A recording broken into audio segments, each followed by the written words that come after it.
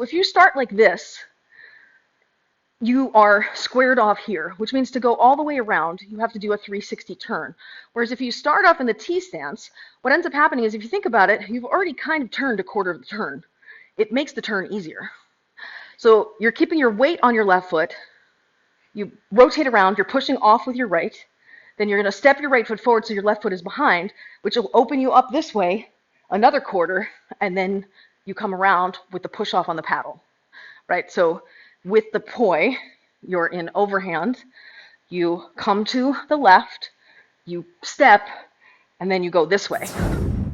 You were here, then you came around, and then you shifted your weight forward. And then you turned and you stepped backward. So there's two different ways to do it.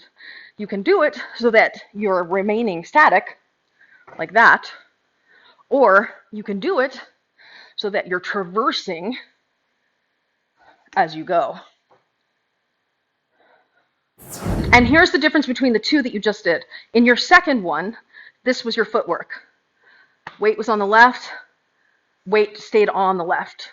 In the first one you did for me, you did swivel, and then you stepped, but then as you stepped, you shifted your weight onto the right leg and stepped your left leg back.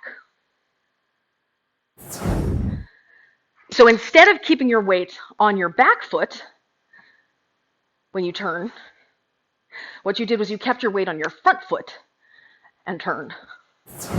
When your weight is on your back leg, and you keep it on the back leg, you're turning left, so you're doing an outside turn on the outside of the left leg. When you turn to the left and you come all the way around so that your left leg ends up going from the east side to the west side, you're doing an inside turn on the right leg.